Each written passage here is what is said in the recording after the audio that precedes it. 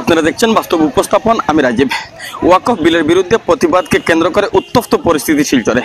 পরিস্থিতি নিয়ন্ত্রণ করতে পুলিশের লাঠিচার্জ, মোতায়েন করা হয়েছে বিশাল পুলিশ ও সিআরপিএফ বাহিনী।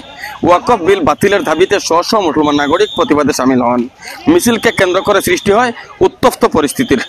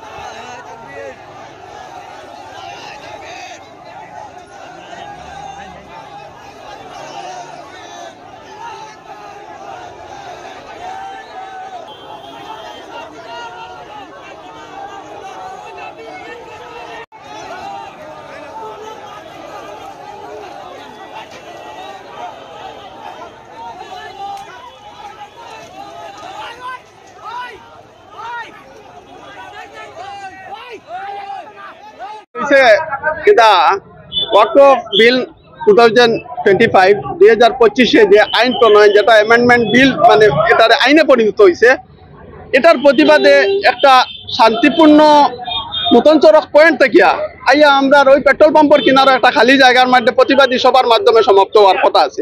প্রথমে আমরা একটা উদ্যোগ লইছিলাম যে দরগা মসজিদ পর্যন্ত গিয়া মিছিল হইব, কিন্তু এটা হয়েছে কিনা পরে ওসি স্যারে রিকোয়েস্ট, মানে তাই একটা অনুরোধ করছেন যাতে শান্তিপ্রিয়ভাবে সুশৃঙ্খল পদ্ধতি হয়। এটাও আমরা ইন্ডিয়ান পার্সোনাল ল বোর্ডের নির্দেশ মানিয়া তারা আগামী 7 জুলাই পর্যন্ত শান্তিপূর্ণ ভারতবর্ষ শান্তিপূর্ণ আন্দোলনের আহ্বান রাখছেন, এটার আমরা সমর্থন করছি।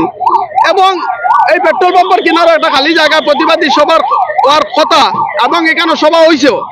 সবার থেকে কিছু সংখ্যক যুবক, এখানে হাজার হাজার মানুষ আই গেছেন, এখান থেকে কিছু সংখ্যক যুবক সামরাগুদাম অব্দি গেছে গিয়া। এটা আমরা এখানে সবার মাধ্যমে সমাপ্তি হয়েছে। কিন্তু আমি এখনো কইলাম ওয়াকফ আইন 2025 যেটা, এটা সম্পূর্ণ অসাংবিধানিক। এটা মুসলিমদের শরীয়তর মানে এফেক্ট করছে। অ্যাকচুয়ালি আমরা তো দেখছি না, কিন্তু এটা যদি হইয়া থাকে এটা খারাপ হয়েছে।